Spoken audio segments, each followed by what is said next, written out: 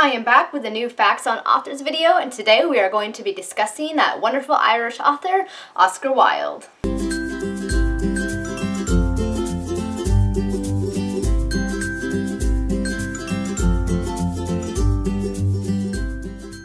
Hi guys, it's Samantha, and it has been a while again. I was hoping to do these a little bit more regularly, but I am back nonetheless, and I'm here to do another 15 facts on an author. Today we're going to be doing, like I said in the intro, Oscar Wilde. So let us get started. Born on October 16th in 1854 in Dublin, Ireland, he was born to very scholarly parents.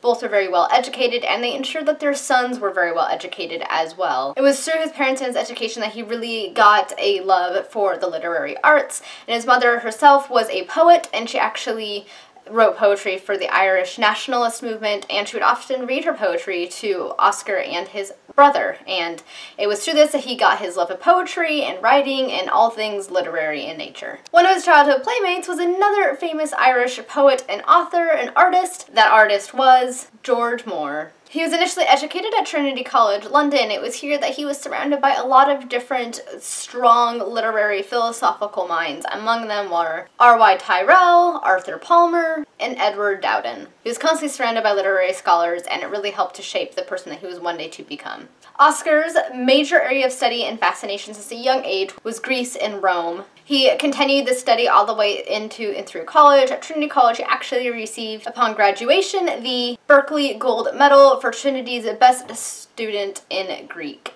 Wilde then went on to join Magdalen College, Oxford. It was during this time that he became fascinated by the order of the Freemasons. He ended up becoming inducted into the order himself. He eventually rose from the ranks to the rank of sublime degree of Master Mason. However, despite this, he was always fascinated by Catholicism, and he actually contemplated giving up his Freemasonry in order to become a Catholic. And after an interview that he had with the Pope Pius IX in Rome, he just kind of had a complete change of heart, and he studied the religion extensively, and he actually was going to become baptized. When the day of his baptism, he ended up backing out, and instead he sent a bouquet of white lilies to the altar to greet the priest. However, despite this, throughout his entire life, he retained a fascination with Catholic theology and liturgy and continued to study it for the rest of his life. He was associated with the aesthetic and decadent movements while at Magdalen College, Oxford. He wore his hair long, which was, kind of a little bit scandalous back then, and he was known for having very decadent rooms, decorating them in peacock feathers, lilies, sunflowers, blue china, and a whole array of very expensive decadent items. It was during this time that he really began to build up himself and his myth that is now known today. In 1881, Wilde ended up marrying a London socialite,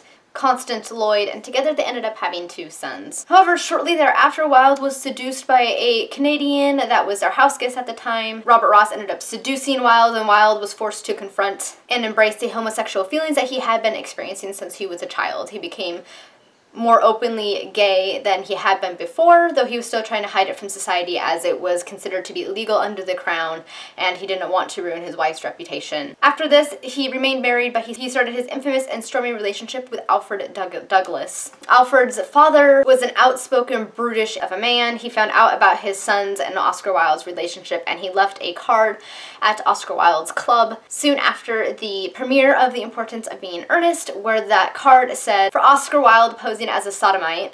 Oscar Wilde, of course, was very upset and encouraged by Douglas, but of course, against the warnings of his friend, he decided to sue Douglas's father for defamation. So it went to court. However, ultimately, evidence was brought against Wilde that proved that he was, in fact, a homosexual, and this was a crime under the crown. He ended up being arrested and was served to hard labor for 2 years, while Douglas himself ended up getting off and not having to serve any time whatsoever.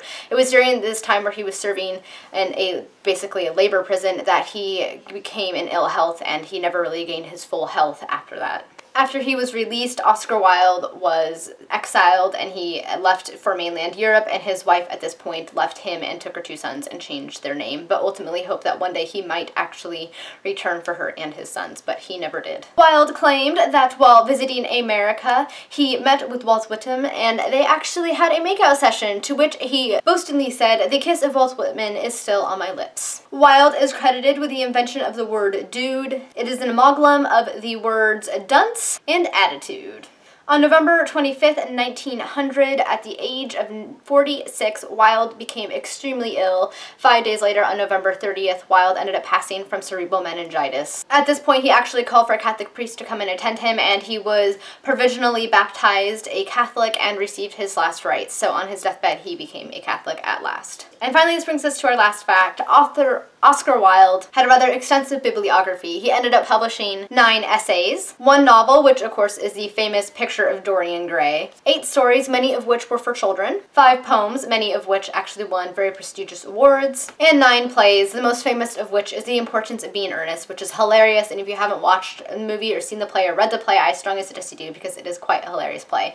Oscar Wilde seemed to me to be a very passionate man, caught up in a lot of events that kind of got outside of his control, and just a really, really fascinating guy. He did a lot, and he contributed a lot to Irish literary history. Really, really fascinating figure to research and discuss with you guys. So I hope you guys enjoyed this video. Let me know down in the comments if there's any authors you would like to see me feature in future videos. And yeah, I think that's all I have for you guys today. I hope you enjoyed it, and until next time, happy reading. Bye!